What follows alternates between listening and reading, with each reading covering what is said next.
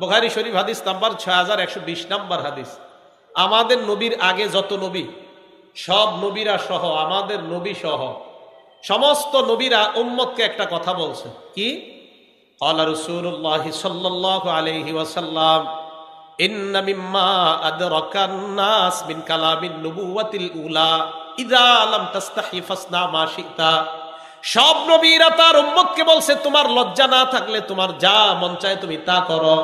লজ্জা না থাকলে তুমি 3 কোয়ার্টার পরবা, ভালো 3 কোয়ার্টার ঠিক আছে। লজ্জা না থাকলে এরপরে 2 কোয়ার্টার, এটা একটু খারাপ। হ্যাঁ, এরপরে উঠতে উঠতে এতটুকু প্যান্ট পরে। 18-19 বছরের ছেলেরা সমাজে এতটুকু প্যান্ট পরে কিনা? আরে আসে কিনা? এটা জায়েজ নাই ভাইও, যুবক ভাইয়েরা এতটুকু প্যান্ট পরেন না, এটা অন্যায়, এটা না জায়েজ। আর আপনারা যাদেরকে আইডল মনে করেন, যাদেরকে অনুসরণীয় ব্যক্তিত্ব, নায়ক নায়িকা মনে করেন, এই নায়ক নায়িকারা এরার পোশাক কি বড় হয় না ছোট হয় দিন দিন বলেন? তো এই কথা স্পষ্ট, যাদের পোশাক যত কমবে, মেয়েদের পোশাক যত কমবে, ছেলেদের পোশাক যত হাঁটুর উপরে উঠবে, মেয়েদের পোশাক আরো যত কমবে, ওই মেয়ে ওই ছেলে পুরা দুনিয়ার ভিতরে সবচেয়ে বেহায়া নির্লজ্জ, এতে কোনো সন্দেহ নাই। যে হোক বেহায়া, এতটুকু প্যান্ট কিভাবে পরে? আমি তো অবাক হয়ে যাই, হাউ ইজ ইট পসিবল, কিভাবে সম্ভব? একটা ছেলে 18-19 বছর বয়স, ও কিভাবে এটা পরে? তো শরম লজ্জার ব্যাপার। এর কি শরম করে না? হুজুর কোনো ব্যাপার না, ইটস আ রিডিকিউলাস ম্যাটার, এটা একটা হাস্যকর ব্যাপার হুজুর। না তোমার শরম করে না ইংলিশ মারো আর প্যান্ট এই জায়গায় পরো? 18-19 বছর বয়স প্যান্ট পরে, তো নির্লজ্জতা, বেহায়া। ভাইও মনে রাখবেন, আপনার বয়স বালেগ হওয়ার পরে আপনি প্যান্ট পরা এটা হারাম, এটা জায়েজ নেই। আপনি কিভাবে হাঁটু দেখান? রাসূল করিম সাল্লাল্লাহু আলাইহি সাল্লাম বলেন, লজ্জা যখন না থাকে তোমার যা মন চায় তা করো। আল্লাহ আমাদেরকে হেফাজত করেন। তিরমিজি শরীফের 1080 নম্বর হাদিস। ক্বালা রাসূলুল্লাহ সাল্লাল্লাহু আলাইহি ওয়াসাল্লাম, আল্লাহ নবী বলেন, আরবাউম মিন সুনানিল মুরসালিন, সমস্ত নবীদের সুন্নত 4টা। দুনিয়ার মধ্যে যত নবী রাসূল সবার সুন্নত হলো 4টা। সামনে ওলামারা ছাড়া অন্যরা বলেন তো সমস্ত রসুলের সুন্নত কয়টা? আরো জোরে। 1 নাম্বার আল হায়া, লজ্জা। 1 নাম্বার আল হায়া, লজ্জা। এই হাদিস নিয়ে আমি ভাবি যে সব রসুলের সুন্নত 4টা, 1 নাম্বারটাই লজ্জা। 1 নাম্বার লজ্জা। 2 নাম্বার আরো তাআত্তুর, আতর, সুগন্ধি মাখা। 3 নাম্বার আরো সিওয়াক, মেসওয়াক করা। 4 নাম্বার আর নিকাহ, বিয়ে করা। কয়টা সুন্নত? 4টা। ওলামায়ে কেরাম ছাড়া অন্যরা বলেন 1, 2 আতর, 3, 4 বিয়ে করা। মনে থাকবে তো? আলেমদের তো মনে থাকবে, ওনারা পড়ছে। এই জন্য আপনারা যারা সাধারণ, আপনারা বেশি বলবেন ওনাদের চেয়ে। তাহলে সমস্ত নবীদের সুন্নত 4টা। 1 নাম্বার লজ্জা, 2 নাম্বার সুগন্ধি মাখা, 3 নাম্বার মেসওয়াক করা। মেসওয়াক করেন তো সবাই? হ্যাঁ, ইনশাল্লাহর আওয়াজ কম হয়েছে, যাই হোক। আচ্ছা আচ্ছা, প্রত্যেক নামাজে মেসওয়াক করা উচিত। 4 নাম্বার ওয়ান নিকাহ, বিয়ে করা। তো 1 নাম্বার লজ্জা। লজ্জাশীলতার গুণে আল্লাহ সকলকে গুণান্বিত হওয়ার তৌফিক দান করে। আমিন। 10, যেই জিনিসের লজ্জা যত বেশি হয়, এই জিনিসের সৌন্দর্যতা তত বেড়ে যায়। মন দিয়ে শুনবো। তিরমিজি শরীফের 1974 নাম্বার হাদিস। বাংলাদেশ স্বাধীন হয়েছে কয় সালে? 1971। তিরমিজি শরীফের হাদিস নাম্বারটা 1974। মনে রাখা সহজ না? 1974। বাংলাদেশ স্বাধীন হয়েছে 1971, আর বলবেন তিরমিজি শরীফের হাদিসটা 1974। এই হাদিসে নবীজি কি বলে দেখেন। ক্বালা রাসূলুল্লাহ সাল্লাল্লাহু আলাইহি ওয়াসাল্লাম, আল্লাহ নবী বলেন, মা কানাল ফুহশু ফি শাইইন ইল্লা শানা। যেই জিনিসের মধ্যে নির্লজ্জতা, বেহায়াপনা যত বেশি, ওই জিনিসের গন্ধ, ওই জিনিসের ময়লা তত বেশি বেড়ে যায়। তাহলে মেয়েদের পোশাক যত ছোট হয়, তার শরীরে ময়লা তত বাড়ে। পোশাক যত কমবে, ময়লা বাড়বে। ওয়া মা কানাল হায়াউ ফি শাইইন ইল্লা জানা। যেই জিনিসের মধ্যে লজ্জা বেশি, ওই জিনিসের সৌন্দর্যতা বেড়ে যায়। আমাকে আপনারা বলেন, দোকানের মধ্যে যখন আপনারা স্যাম্পল দেখেন, স্যাম্পল দেখার পর এরপরে কেন বলেন গোডাউনের তো একটা দেন, কেন ওটা নেন না? হ্যাঁ, স্যাম্পলটা দেখেই তো পছন্দ করছে, ওইটা নেন না, গোডাউনের তো একটা দেন। তার মানে দামি যেটা, এটা গোপন। দামিটা সবাই বলেন দামি। বলেন তো আসমান জমিনের মাঝে সবচাইতে দামি কে? সবচাইতে দামি কে? দেখি, ওই যে দামি জিনিস গোপন থাকে। হ্যাঁ, আল্লাহ সবচেয়ে দামি তাই গোপন। আল্লাহ সবচেয়ে দামি তাই গোপন। হ্যাঁ, দেখবো আমরা জান্নাতে ইনশাআল্লাহ। তো এখান থেকে কি বোঝা যায়? দামি জিনিস গোপন থাকে। এবার আমি আপনাদেরকে বলবো দুনিয়ার সবচাইতে শ্রেষ্ঠ একটা সম্পদের কথা বলবো। তাহলে বলেন তো সবচেয়ে শ্রেষ্ঠ জিনিসটা কি গোপন থাকা দরকার না প্রকাশ? সবাই বলেন এটা কি যত্ন করা দরকার না খোলামেলা রাখা দরকার? আমি আবার বলছি দুনিয়ার শ্রেষ্ঠ একটা সম্পদের কথা বলবো। এই শ্রেষ্ঠ সম্পদটা কি যত্ন করা দরকার না খোলামেলা রাখা দরকার? মুসলিম শরীফ হাদিস নাম্বার 3535 3535 3535 আলা রাসূলুল্লাহ সাল্লাল্লাহু আলাইহি ওয়াসাল্লাম, আল্লাহ নবী বলেন আদ-দুনিয়া মাতা, পুরা দুনিয়াটা ভোগের জায়গা। ওয়া খায়রু মাতা'id দুনিয়া আল মারআতুস সালিহা, এই দুনিয়ার মাঝে সবচেয়ে শ্রেষ্ঠ সম্পদ হলো একজন নেককার নারী। সুবহানাল্লাহ।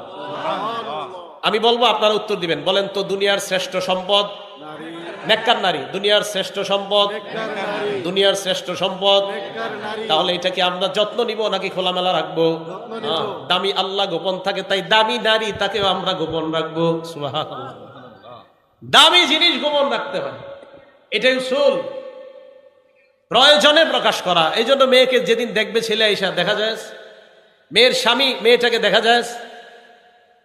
আল্লাহ আমাদের সকলকে কোরআন সুন্নাহ নিজের মন মতো না, বরং কোরআন সুন্নাহ যেইভাবে নবী আসলে আমাদেরকে বুঝাইতে চাচ্ছে ওইভাবে যেন আমরা বুঝতে পারি, আল্লাহ তৌফিক দান করেন। আল্লাহ আমাদের সকলকে তৌফিক দান করেন। কারণ নিজের মন মতো যদি বুঝতে চান তাহলে ঝামেলা আছে।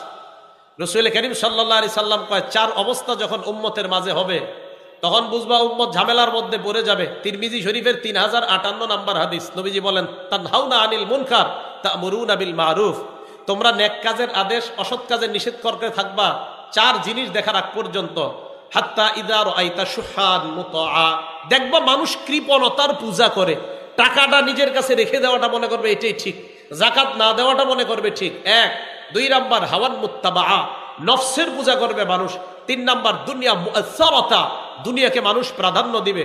চার নাম্বার ওয়া ইজাবা কুল্লি যি রাইয়িন বিরাইহি, প্রত্যেক মানুষ তার মতটাকেই মনে করবে এটাই সঠিক, দুনিয়ার সব ভুল।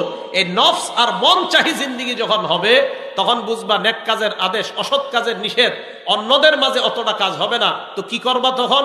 নিজের ঈমান নিজে হেফাজত করার চেষ্টা করবা। ভাইও উলামায়ে কেরাম আপনাদের খুব মহব্বত করে, আপনাদেরকে জাহান্নাম থেকে বাঁচাইতে চায়। তাই উলামায়ে কেরামকে শত্রু মনে করবেন না। মাঝে মাঝে উলামায়ে কেরাম কোরআন সুন্নাহ বলতেই থাকে, বলতে দেয় ও হুজুর খুব ভালো বলে। যেই একদিন হুজুর একটা কথা বলে যেটা আপনার বিরুদ্ধে যায় অথচ আপনি অন্যায় করতেছেন, তখনই বলেন থুর আজকে আর ভালো লাগে নাই, এটা ঠিক না, এটা আপনি মন চাহি জিন্দেগিতে চললেন, এটা অন্যায়। তাহলে আল্লাহ আমাদের সকলকে কোরআন সুন্নাহ মোতাবেক জীবন পরিচালনা করার তৌফিক দান করেন। একটা কথা গেল, যেই জিনিসের লজ্জা বেশি এই জিনিসের সৌন্দর্য বেশি। এবার আসেন লজ্জা চার প্রকার। বলেন লজ্জা কয় প্রকার? চার প্রকার। এক, আল হায়াউ মিনাল্লাহ, আল্লাহকে লজ্জা পাওয়া। দুই নাম্বার আল হায়াউ মিনাল মালাইকা, ফেরেশতাদেরকে লজ্জা পাওয়া। তিন নাম্বার আল হায়াউ মিনান নাস, মানুষকে লজ্জা পাওয়া। চার নাম্বার আল হায়াউ মিনান নাফস, নিজেকে লজ্জা পাওয়া। লজ্জা কয় প্রকার? এক নাম্বার আল্লাহকে লজ্জা পাওয়া, দুই নাম্বার ফেরেশতাকে লজ্জা পাওয়া, তিন নাম্বার মানুষকে লজ্জা পাওয়া, চার নাম্বার নিজেকে লজ্জা পাওয়া। এক নাম্বার কাকে লজ্জা পাওয়া? আজকে থেকে দুইটা আয়াত সবসময় মনে রাখবেন। আয়াত মনে না রাখলেও চলবে, অর্থ মনে রাখলেই চলবে।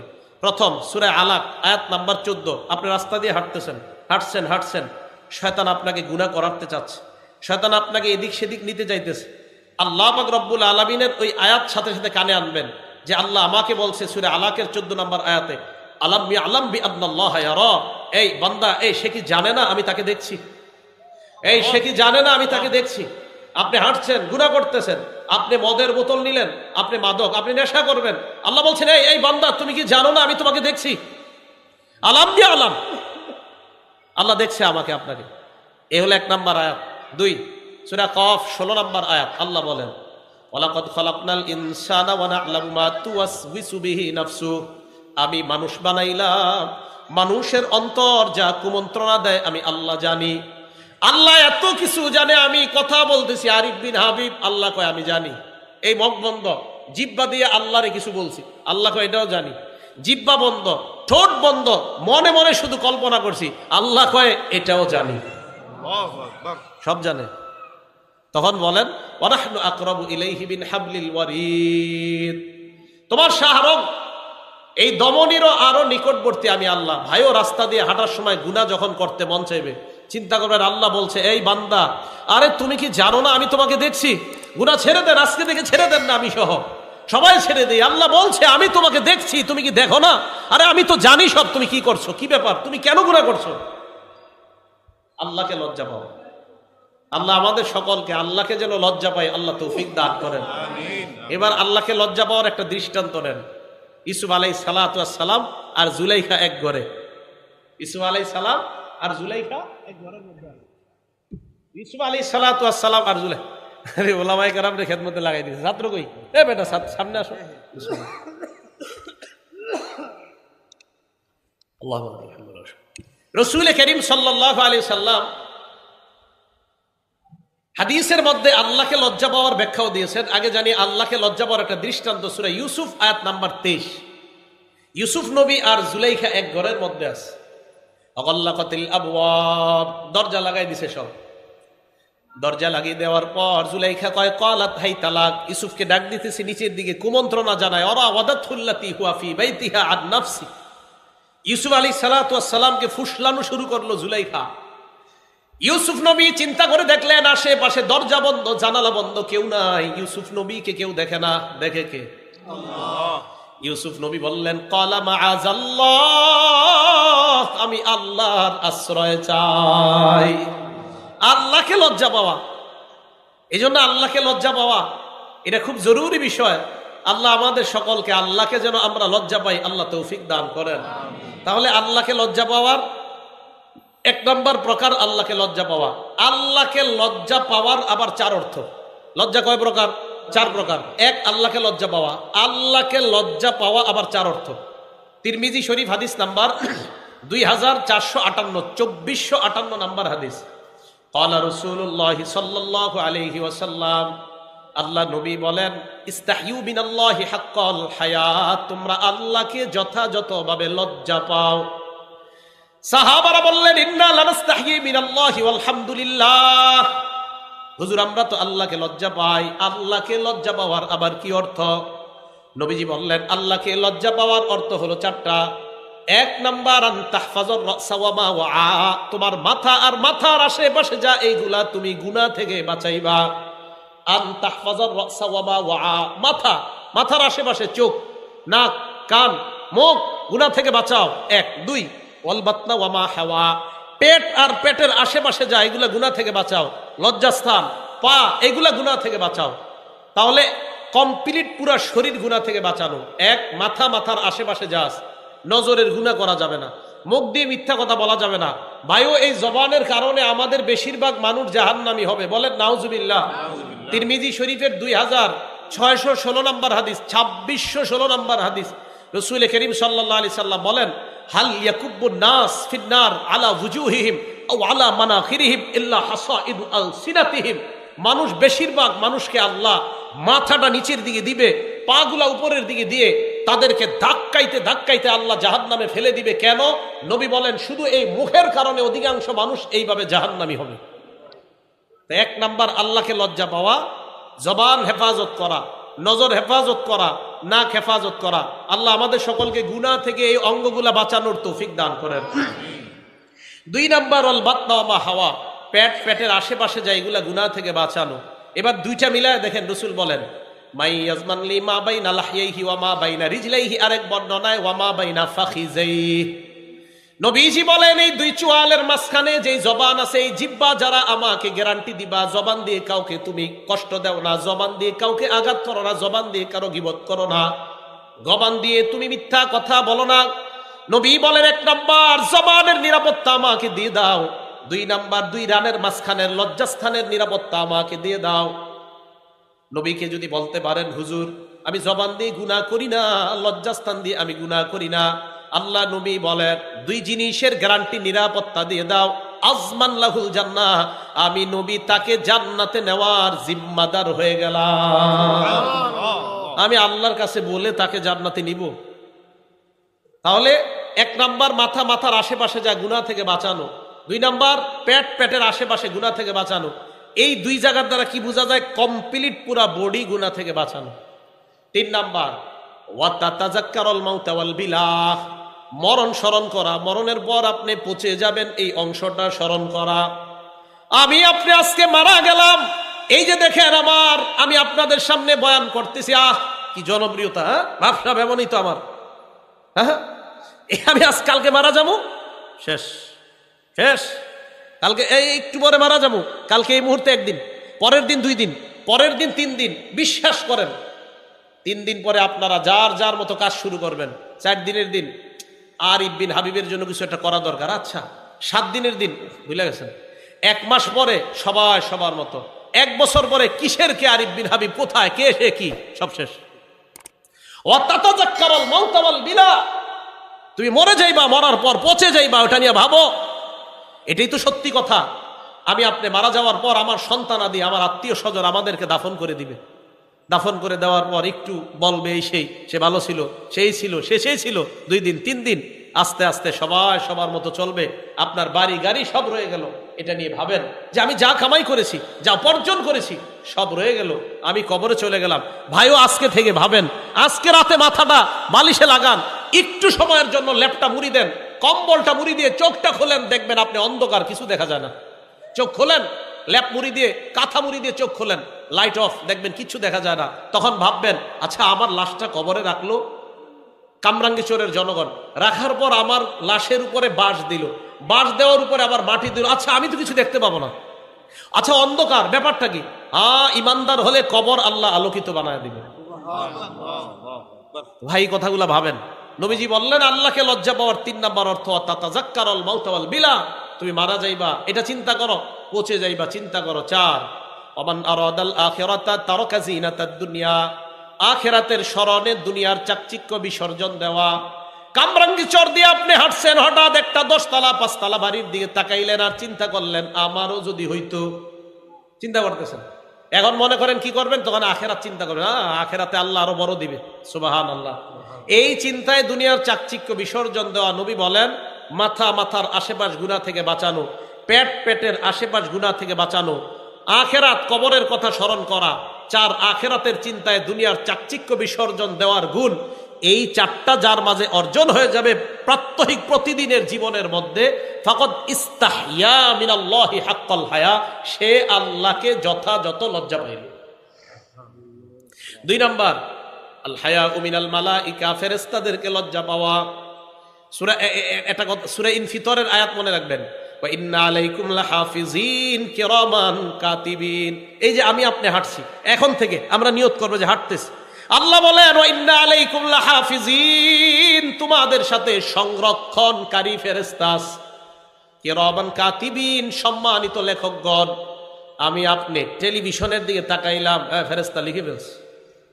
আমি আপনি নারীর দিকে একবার তাকানোর পর নজর নিচের দিকে করলাম, ফেরেশতা গুনাহ লেখে নাই, আবার তাকাইলাম লিখে ফেলছে। প্রথমবার তাকাইলাম, নিচে তাকাইলাম, লিখে নাই, আবার তাকাইলাম, লিখে ফেলছে। ইয়ালামুনা মা তাফআলুন, যা করছো করে ফেলছে।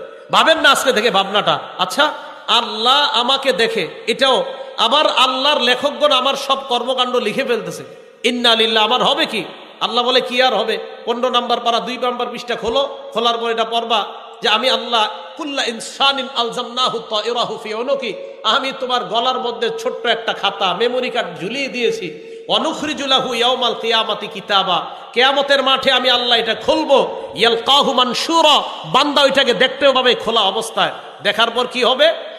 আল্লাহ বলেন ওই বান্দা দেখা বলবে মালি হাযাল কিতাব লা ইগাদিরু সাগীরাতাও ওয়ালা কাবীরাতান ইল্লা আহসাহা, নাউজুবিল্লাহ, ইন্না লিল্লাহি। আমলনামার কি হলো, ছোট বড় সব দেখি এই জায়গায় লেখা আছে। আল্লাহ আমি ওই দিনে অপরাধটা করছি, এটাও লেখা এই জায়গায়। ভাইও ছাড় দেওয়া হবে না। এই জন্য আমি আপনি যা করছি সব লিপিবদ্ধ হয়ে যাচ্ছে। তবে তাফসীরের কিতাবে আজীব একটা কথা আমি পেয়েছি, প্রতিদিন আমরা যা করি রাতে এটা আল্লাহর কাছে পেশ করা হয়। সহিফা আসছে হাদিসের মধ্যে, পেশ করার পর কি তাফসীরে আসছে, সহিফা পেশ করার পর আল্লাহ প্রথম পৃষ্ঠা খোলে, ওখানে ইস্তেগফার, শেষের পৃষ্ঠা ওখানেও ইস্তেগফার, মাঝখানের গুলা আর দেখে না, আল্লাহ দিয়ে দেয়। ফেরেশতা বলে আল্লাহ লেখলাম তো এত কিছু, আর তো দেখলেন না। এটা তাফসীরের একটা বর্ণনা। এই কথা বলার পর আল্লাহর পক্ষ থেকে বলা হয় আমি তো জানি কি করেছে না করেছে। প্রথম পৃষ্ঠায় ভালো লেখা, শেষ পৃষ্ঠায় ভালো লেখা, মাঝে কিছু ভুলভ্রান্তি বান্দার হয়ে গিয়েছে, আমি আল্লাহ সব মাফ করে দিয়েছি। তো বলতেছিলাম আমার আপনার আমল নামাটা ফজরের মাধ্যমে যেন শুরু হয়, এশার মাধ্যমে যেন শেষ হয় দিনটা। কথা বুঝে আসছে? তাহলে আমাদের আমল নামায় শুরুতে ফজর, শেষে এশা হবে। হ্যাঁ, মাঝের নামাজ তো ছাড়াই যাবে না, বাকি এদিক সেদিকের ভুলগুলা আল্লাহ চাইলে মাফ করে দিবেন। তো বলতেছিলাম ফেরেশতাদেরকে লজ্জা পাওয়া 2। 3 নাম্বার ওয়াল হায়াউ মিনান নাস, মানুষকে লজ্জা পাওয়া। আজীব একটা হাদিস শোনাই মানুষকে লজ্জা পাওয়ার, বুখারী শরীফের 7 নাম্বার হাদিস। দেখেন, আমরা কি মুসলমান না অমুসলমান? সবাই বলেন মুসলমান না অমুসলমান? নবীজির কাছে বাদশাহ হিরাকিলিয়াসের একটা চিঠি গেছে, বাদশার কাছে নবীজির একটা চিঠি গেছে। চিঠির মধ্যে বাদশাহ হিরাকিলিয়াসকে আল্লাহ রাসূল দাওয়াত দিয়েছে ইসলামের দিকে। আদউকা বিদিআয়াতিল ইসলাম, আমি আপনাকে ইসলামের দাওয়াত দিছি। আসলিম তাসলাম, ইসলাম গ্রহণ করেন, নিরাপত্তা লাভ করবেন। যদি আপনি ইসলাম গ্রহণ না করেন ফাইন্না আলাইকা ইসমাল আরিসিয়িন, তাহলে আপনার প্রজাদের যত গুনাহ আছে সব আপনার উপর যাবে। কমিশনার সাহেব, আপনার এলাকারে আপনি ঠিক করতে হবে। ইনশাল্লাহ, তাহলে আপনি কিন্তু ইনশাল্লাহ লিডিং দিতে পারবেন জান্নাতে যাওয়ার। ইনশাল্লাহ ইনশাল্লাহ ওনার নেতৃত্বে যদি ইনশাল্লাহ এলাকা ঠিক হয়ে যায়, কিয়ামতের মাঠে ইনশাআল্লাহ উনি উপস্থাপন করতে পারবে, আল্লাহ আমি আমার দায়িত্বের আমানত রক্ষা করেছি, এটা বলতে পারবে। এবং এই দায়িত্ব হতে পারে ওনাকে জান্নাতি বানায় দিবে, আমানত রক্ষা করা। তো দেখেন, রাসূল করিম সাল্লাল্লাহু আলাইহি সাল্লামের চিঠি গেছে বাদশা হিরাকিলিয়াসের কাছে। যাওয়ার পর নবী বললেন, আমি আপনাকে ইসলামের দিয়ে আহ্বান করলাম, দাওয়াত দিলাম, ইসলামের দিকে দাওয়াত দিলাম। আপনি ইসলাম গ্রহণ করেন, আপনি নিরাপত্তা লাভ করবেন। আপনার যদি ইসলাম গ্রহণ করতে না পারেন, আপনি যদি না করেন, আপনার দেখা দেখে আপনার প্রজারাও ইসলাম গ্রহণ করবে না, তাদের গুনাহ কিন্তু আপনার উপর বর্তাবে যদি তারা আপনার উপর অনুসরণ করে গুনাহ করে। তো এই কথা বলার পর বাদশা হিরাকিলিয়াস চিঠি পড়ার পর বলল, আচ্ছা এই জায়গায় কি মক্কার কেউ আছে যাদেরকে এই নবীর ব্যাপারে কিছু জিজ্ঞাসা করা যায়? হ্যাঁ বাদশা, আবু সুফিয়ান নামে এক ব্যবসায়ী এই এলাকায় আসছে, আপনি বললে তাকে ডাকতে পারি। কয় ডাকো। এই জায়গাটা মন দিয়ে শোনেন, আবু সুফিয়ান রাদিয়াল্লাহু তাআলা আন তখনও মুসলমান হয় নাই। আবু সুফিয়ান রাদিয়াল্লাহু তাআলা আনহুকে ডাকছে, সামনে বসাইছে আবু সুফিয়ানকে, পিছনে ওনার সব সাথী যারা আছে তাদেরকে, সবাই কাফের, সবাই কাফের। বাদশাহ দুভাষী একজন, যেই ব্যক্তি আরবিও বুঝে বাদশার ভাষাও বুঝে। বাদশাহ তাকে বলো আমি যা যা বলবো সব যেন সত্য কথা বলে। এবার বাদশাহ তাকে বলো আমি তাকে কোনো প্রশ্ন করলে ফাইন কাযাবানি, আবু সুফিয়ান যদি মিথ্যা বলে। আবার বলছি, বাদশাহ বলতেছে তাকে বলো এই আবু সুফিয়ানকে নবীর ব্যাপারে যা বলবো যদি মিথ্যা বলে, কাযযিবুহু, পিছনে যারা আছে তারা যেন সাথে সাথে বলে এই তুমি মিথ্যা বলছো। উনি মিথ্যা বললে পিছনে সবাই বলবে এই তুমি মিথ্যা বলছো। তো আবু সুফিয়ান কয়, এই কথা বলার পর ভাই এই জায়গাটা স্বর্ণ অক্ষরে লিখে রাখার মতো, কয় লাউলাল হায়া, লাউলাল হায়া, লাউলাল হায়া মিন আইয়াসিরু আলাইয়া কাযিবান লা কাযাবতু আনহু। আমার ভিতরে এত লজ্জা কাজ করলো, ছি ছি ছি, মুহাম্মদের নামে যদি একটা মিথ্যা বলি, মক্কায় যাওয়ার পর আমার পিছে যারা আছে আজকে হয়তো কিছু বলবে না, আমি লিডার দেখা, তখন আমাকে বলবে আবু সুফিয়ান তুমি মোহাম্মদের নামে, তখনও তো তারা মুসলমান না তাই মোহাম্মদ বলছে, মোহাম্মদের নামে তুমি ওই দিন কিভাবে মিথ্যা কথাটা বললা? আবু সুফিয়ান একজন কাফের, তখনও মুসলমান হয় না। তিনি বলেন আমি লজ্জার কারণে, যে ছি মানুষ কি বলবে, শুধু লজ্জার কারণে নবীর নামে সেদিন একটা মিথ্যা কথা বলতে পারিনি। বলেন তো একজন কাফের কি কারণে মিথ্যা বলে নাই? লজ্জায়। বলেন একজন কাফের কি কারণে মিথ্যা বলে নাই? আমরা কাফের না মুসলমান? মিথ্যা বলিনি? কি পরিমাণ মিথ্যা বলি দেখছেন, কি আজীব কথা। একজন অমুসলমান লজ্জায় উনি মিথ্যা কথা বলে না। আল্লাহ আমাদের সকলকে লাজুকতা, লজ্জার গুণে গুণান্বিত হওয়ার তৌফিক দান করেন। তাহলে মানুষকে লজ্জা পাওয়া জানলাম। 4, আল হায়াউ মিনান নাফস, নিজেকে লজ্জা পাওয়া। নিজেকে লজ্জা পাওয়ার কয়েকটা দৃষ্টান্ত। 1 নাম্বার, নিজেকে লজ্জা পাওয়ার দৃষ্টান্ত, নবীজি সাল্লাল্লাহু আলাইহি ওয়াসাল্লাম এক মাঠের সামনে দিয়ে রওনা করলেন। উলামায়ে কেরাম সহ অন্য যারা আছি, মাদ্রাসার ছাত্র যারা আছি, এই ইবারতটা ভালো করে শুনবো। নাসাই শরীফের 406 নম্বর হাদিস। নবীজি এক ব্যক্তিরে দেখে খোলা মাঠে গোসল করতেছে, খোলা মাঠে গোসল করে। এই দৃশ্য দেখার পর নবী মিম্বরে দাঁড়াইলেন। দাঁড়ানোর পর বললেন, হে জনগণ, ইন্নাল্লাহা হাইয়ুন হালিমুন সিত্তিরুন ইউহিব্বুল হায়া ওয়াস সিতরা ওয়াস সাতর। নবী সাল্লাল্লাহু আলাইহি সাল্লাম বললেন, হে জনগণ, আল্লাহ লাজুক। সুবহানাল্লাহ। আল্লাহ হালিম, সহনশীল, আল্লাহ সিত্তির, মানুষের সব ডাইকা রাখে, আল্লাহ সব ডাইকা রাখে, তোমরা দি সব খুইলা দাও।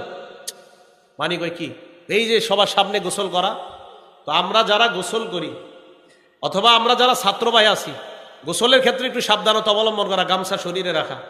বোক এই বোক যত বেশি দেখে মানুষ, নজর যদি লেগে যায় মেধা কমতে থাকবে। নজর লেগে যাওয়া হাদিস দ্বারা প্রমাণিত। নজর লেগে গেলে মেধা কমতে থাকে। বিশ্বাস করেন, আমার আপনজনরা ছাড়া গত 15 বছর আমার শরীর কেউ দেখছে কিনা আমার মনে নাই। 15-16 বছর হবে। আমাদের সেগুলা দিশা বলছে, শরীর দেখবে মেধা কমবে, শরীর দেখবে মেধা কমবে। তো বলতেছিলাম, হুজুরে বলছি, হুজুর দলিল কি? বেটা, নজর লাগলে এটা হাদিস দ্বারা প্রমাণিত। নজর কারণে মানুষের শরীর আকর্ষণীয় হয়, এটা ছেলে হোক মেয়ে হোক। এটা ছেলে, হুজুর ছোট ছেলে কি আকর্ষণ? তার শরীর ছোট, ছেলের তার শরীরের মধ্যে আকর্ষণ থাকবে। নজর লেগে গেলে এই নজরের কারণে তার জীবনটা নষ্ট হয়ে যেতে পারে, মেধা কমে যেতে পারে। তাই গার্জিয়ান যারা আছেন, সন্তানদের শরীরের ক্ষেত্রে খুব সতর্ক। বারান্দায় খালি শরীরে দাঁড় করায় রাখবেন না। মাদ্রাসা ছাত্র হোক, স্কুলের ছাত্র হোক, খালি শরীরে বারান্দায় দাঁড় করায় রাখবেন না, অন্যরা যেন আপনার সন্তানের শরীর না দেখে। এই ব্যাপারটা সতর্কতা অবলম্বন করা।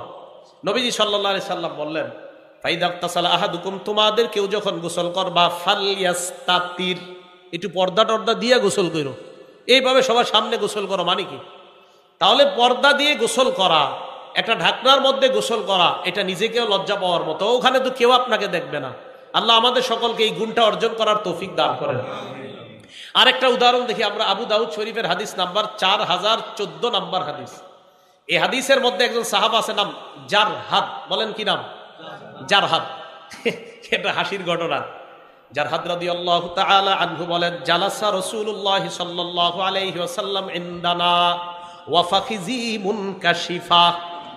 জারহাদ রাদিয়াল্লাহু তাআলা আনহু বলেন, আল্লাহ নবী আমাদের সামনে বসা, আমার রান খোলা। জারহাদ রাদিয়াল্লাহু তাআলা আনহু বলেন, আমার রান খোলা, নবী আমাদের সামনে বসা। নবী আমার দিকে তাকায় বললেন, ছি ছি, আমা আলিমতা আন্নাল ফাখিজা আওরা, তুমি কি জানো না রান সতরের অন্তর্ভুক্ত? এই মিয়া, রান ঢাকো। তাহলে এই হাদিস দ্বারা বুঝলাম রান পুরুষের সতর না সতরের বাহিরে, এটা ঢাকতে হবে, না ঢাকলে গুনাহ হবে। নবীজি বললেন, আমা আলিমতা আন্নাল ফাখিজা আওরা, এই তুমি জানো না রান ঢেকে রাখতে হয়? আওরত মানে ঢেকে রাখার জিনিস, আওরত মানে ঢেকে রাখার জিনিস, এটা ঢেকে রাখতে হয়, জানো না? এই জন্য মনে রাখবেন, সতর আর আওরতের মধ্যে পার্থক্য কি বলেন তো? সতর আর আওরত, সতর বলা হয়, মনে করেন মা বোনদেরকে দিয়ে বুঝাই, মা বোনদের সতর কোনটা, আওরত কোনটা? মা বোনদের সতর বাবার সামনে যা খোলা রাখা যায়, মামার সামনে যা খোলা রাখা যায়, মায়ের সামনে যা, বাবা ভাইয়ের সামনে যা খোলা রাখা যায়, চাচার সামনে একটা মেয়ে যা খুলতে পারে, এটার নাম সতর। অন্যের সামনে যা খুলতে পারে না মেয়ে, এটার নাম আওরত। তাই অন্য পুরুষের সামনে মেয়ে চেহারা ঢেকে রাখা, এটার নাম আওরত। বাবার সামনে চেহারা খোলা রাখা, এটার নাম সতর। তো কোনো মেয়ে যদি চেহারা খুইলা কোনো শপিং মলে চাকরি করে, এটার নাম কখনো আওরত হবে না, এটা সতর হবে। আর বুঝতে হবে এই মেয়েটাকে ওই শপিং মলওয়ালা, মূলত মেয়ের দুর্বলতার মধ্যে যে মেয়েটা একটু চাকরি করে টাকা স্বাবলম্বী হোক, এটা যদি তার মাকসাদ হয় এটা ভালো কথা, কিন্তু তার মাকসাদ এটা না। মেয়েকে ওই দোকানে চাকরি দেওয়ার অর্থ, তার মাকসাদ যে এই জায়গায় কাস্টমার আকর্ষণ করা, তার মানে ওই মেয়েটাকে তার দোকানের পণ্য হিসাবে সে ব্যবহার করছে। এটা পণ্য, নারীকে সম্মান দেয় না। এটা যদি সত্যি হয় নারীর প্রতি তার যে না, মেয়েটা অসহায় দুর্বল, একটু টাকা পয়সা পাক, এটা ভালো কথা। কিন্তু যদি না উদ্দেশ্য হয়, তা আপনি তো একটা কালা মেয়ের চাকরি দেন না আপনার শপিং মলে, হ্যাঁ? আপনি একটা কালো মেয়ের চাকরি দেন, অসহায় দুর্বল কালো মেয়ের, তা তো দেন না। আমাদেরকে বুঝান, এটা কালো অসহায় মেয়ে, কি কালো অসহায় মেয়ে নাই বাংলাদেশে? একটা কালো অসহায় মেয়ের চাকরি দেন। ওই দোকানদাতা ভালো করে জানে এরে বসাইলে কাস্টমার আসবে না। তাহলে কি এই মেয়েটারে কি বলেন, তার প্রতি কি আপনার অনুগ্রহ করা হলো না তাকে পণ্য বানানো হলো? হ্যাঁ, মা বোনরা আমার কথা বুঝার চেষ্টা করবেন, এখানে আপনাকে পণ্য বানানো হয়, আপনার সৌন্দর্যতাকে পণ্য বানানো হচ্ছে। বলতেছিলাম, রাসূল করিম সাল্লাল্লাহু আলাইহি সাল্লাম বললেন, আমা আলিমতা আন্নাল ফাখিজা আওরা, তুমি কি জানো না রান ঢেকে রাখতে হয়? আল্লাহ আমাদের সকলকে রান সর্ব অবস্থায় যেন আমরা ঢেকে রাখতে পারি, আল্লাহ তৌফিক দান করেন। এবার আবু দাউদ শরীফের 4015 নাম্বার হাদিস শোনেন। এই হাদিসটা লিখে রাখার মতো শেষের অংশটা, আগে প্রথম অংশ শোনেন, শেষের অংশটা ঘরে টানায় রাখবেন ডেলি, তাহলে আপনার দ্বারা এই গুনাহ আর হবে না।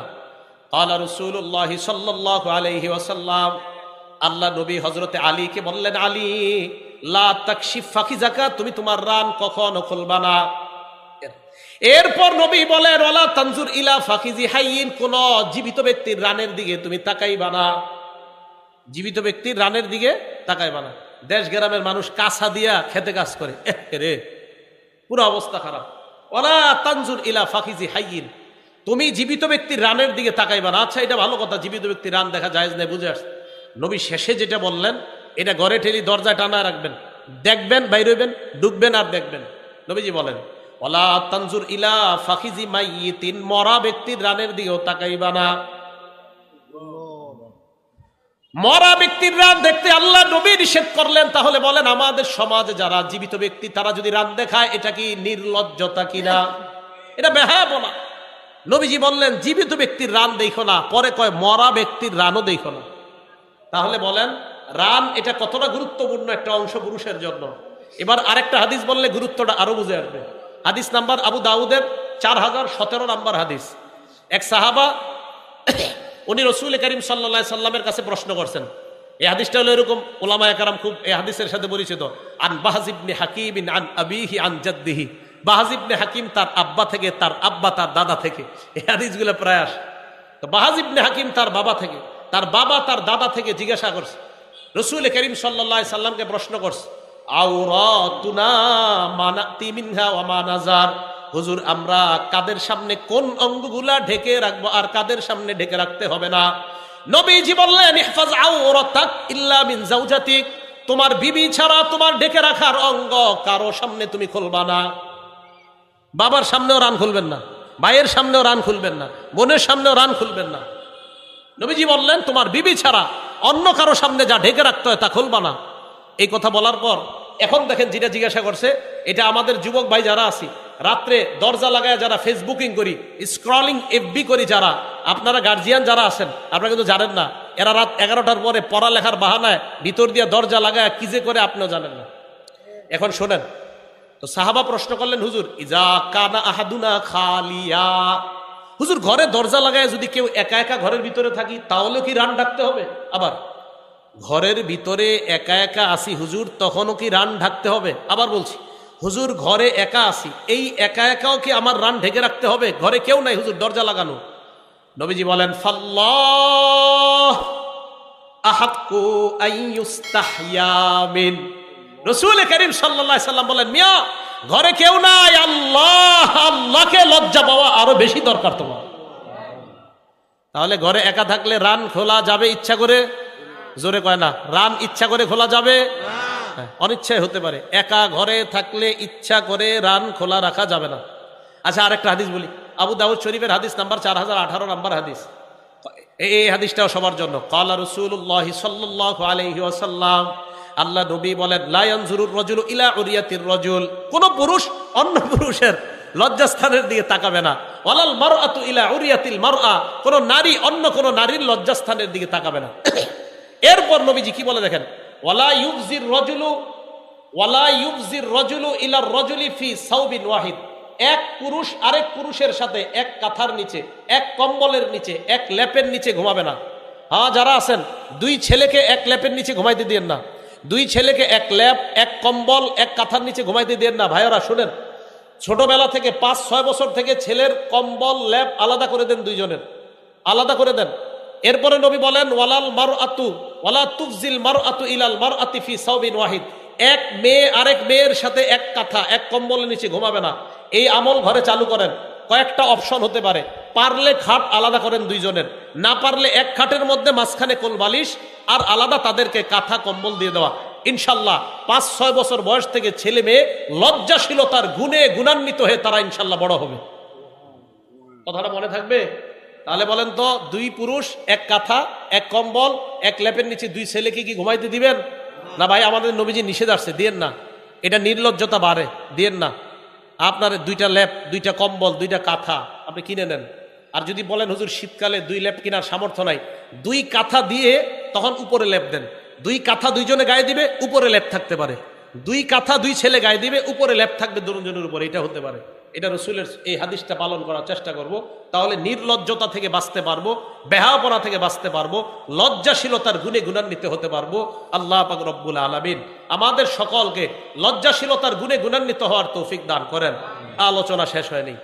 তো লজ্জাশীলতার গুণ এটা আমরা যেন সকলে অর্জন করতে পারি, আল্লাহ তৌফিক দান করেন। বাকি আলোচনাটা একটু পরে করব। করার আগে আপনাদের সামনে রুমাল যাবে মাদ্রাসার, আপনারা কেউ উঠবেন না, কেউ উঠবেন না। ছাত্র ভাইয়েরা রুমাল নিয়ে যান তাড়াতাড়ি, মাদ্রাসার জন্য আপনারা দান করবেন। ছাত্ররা তাড়াতাড়ি রুমাল নিয়ে যাই, আমরা কেউ উঠবো না।